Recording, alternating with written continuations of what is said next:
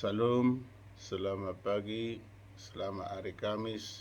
Sebelum kita beraktivitas, marilah kita puji Tuhan dari Kidung Pujian 754, berlimpah sukacita.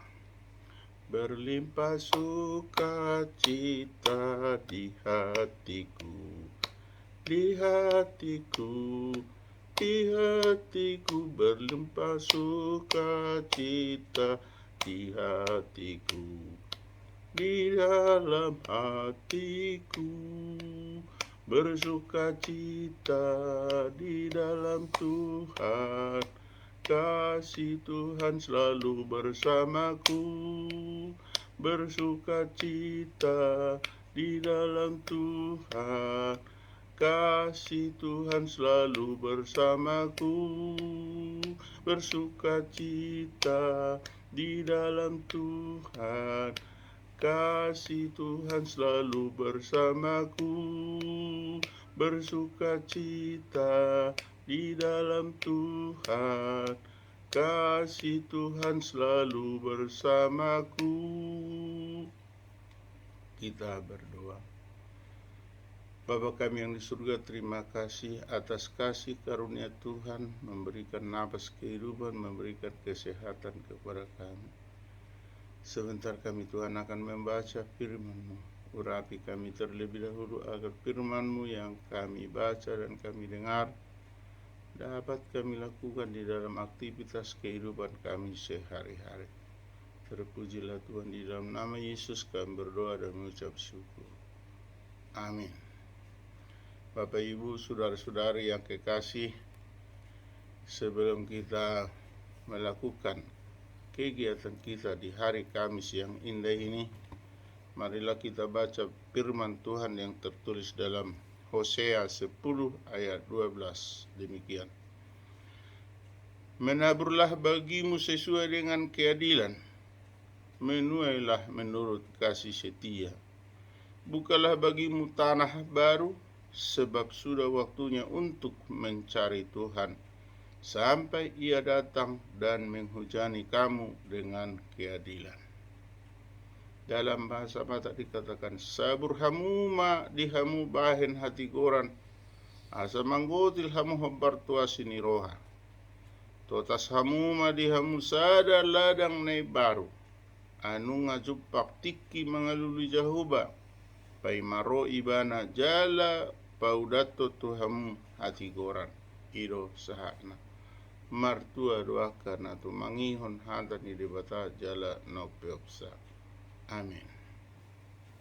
Bapak Ibu yang kekasih dalam Tuhan, sabda Tuhan untuk pagi ini, kalau kita ambil temanya atau topiknya, singkat saja adalah carilah Tuhan sampai Ia datang. Cari artinya mengelului, mencari. Berarti selama ini kita sudah seolah-olah kehilangan kepada Tuhan. Kenapa? Karena kita jatuh ke dalam dosa, maka sering kita menjauhkan diri dari Tuhan. Karena apa? Akar dosa itulah yang membuat kita mempunyai jarak kepada Tuhan. Oleh sebab itu, saat ini dikatakan, carilah Tuhan sampai Ia datang. Atau dikatakan Maranatha.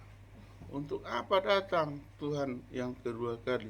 Jawabnya, untuk menghakimi mana yang akan masuk ke surga, mana yang masuk ke neraka. Maka perkataan di sini, menaburlah bagimu sesuai dengan keadilan. Artinya kita selalu memberikan, selalu membuat, selalu mencerahkan yang adil. Memang manusia sulit untuk menerapkan keadilan. Sebagai contoh, jika ada anak kita 5, maka untuk memberi sesuatu atau jajan ataupun kebutuhan kepada anak kita itu pasti ada yang kita lebih sayangi sehingga mungkin lebih banyak sama dia. Tetapi kalau untuk konteks pada firman Tuhan, kita harus menabur sesuai dengan keadilan. Kemudian dikatakan menuailah menurut kasih setia. Artinya kita sebagai pengikut Kristus harus menuai menurut kasih setia. Sai tabai mamanggotil di bagasan las niroha marhide hite asi niroha. Kasih setia. Holong Napolin.